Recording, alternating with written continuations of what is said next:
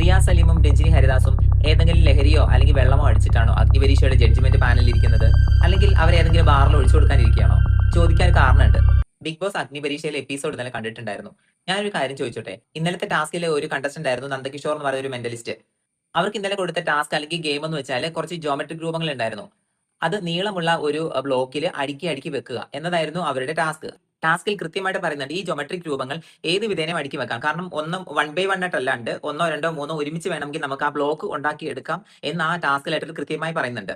ഈ ഒരു ടാസ്കിൽ വിന്നർ ആവുന്നവർക്ക് ഒരു ഇൻഫിനിറ്റി പെൻഡന്റ് കിട്ടും. വിന്നർ ആകാത്ത ആൾക്കാർ നേരെ ഡേഞ്ചർ സോണിലേക്ക് പോകും. റിയ സലീമും രഞ്ജിനി ഹരിദാസും വെള്ളം അടിച്ചിട്ടാണ് അവിടെ ഇരിക്കുന്നതെന്ന് തന്നെ തോന്നിപ്പോയി. കാരണം എന്ന് വെച്ചാൽ ടാസ്ക് ലെറ്റർ പോലും കറക്റ്റ് വായിക്കാതെ അതിനകത്ത് എന്താണ് പറഞ്ഞിരിക്കുന്നതെന്ന് അറിയാതെ ജഡ്ജ്മെന്റ് പാനലിൽ പോയിരുന്ന് ജഡ്ജ്മെന്റ് ചെയ്യുകയാണ് രഞ്ജിനി ഹരിദാസും റിയ സലീമും കാണിക്കുന്നത്. അതിൽ ഇത്തിരിയെങ്കിലും കുറച്ച് ബോധത്തോടെ ഇരിക്കുന്നത് അഖിലന്മാരാർ മാത്രമേ ഉള്ളൂ. ഗെയിം ഓവറായി ബസറിന് ശേഷം രഞ്ജിനി ഹരിദാസ് എന്തോ ഒരു ഹൈ BP കൂടിയിട്ട് നേരെ നമ്മുടെ നന്ദകിഷോർ മെന്റലിസ്റ്റിനോട് പറയാണ്, നീ ഒരു കാരണവശാലും നീ ഇവിടെ നിൽക്കാൻ യോഗ്യനല്ല, നീ നേരെ ഡേഞ്ചർ സോണിലേക്ക് പോകുമെന്ന് പറഞ്ഞു വെച്ച് റെഡ് ബെൽറ്റ് അവരുടെ കയ്യിൽ കെട്ടിക്കൊടുക്കുകയാണ് ചെയ്തത്.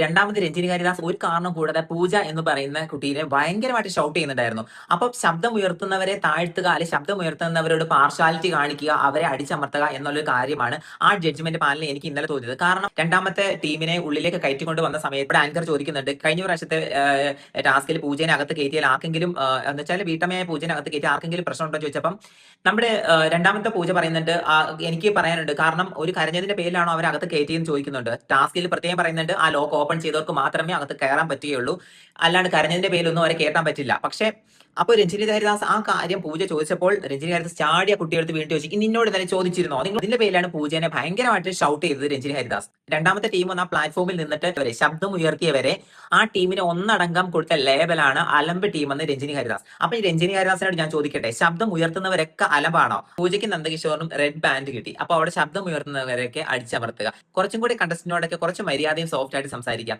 കാരണം നിങ്ങളൊക്കെ ലൈഫ് എക്സ്പീരിയൻസ് ആയിട്ടുള്ള ആൾക്കാരാണ്. നിങ്ങൾ പല ഷോകളും ഒക്കെ കടമ്പ വന്ന് കുറച്ച് ഏജ്ഡ് ആയിട്ടുള്ള ആൾക്കാരാണ്. അതിന്റെങ്കിലും ഒരു ക്വാളിറ്റി കാണിക്കുക.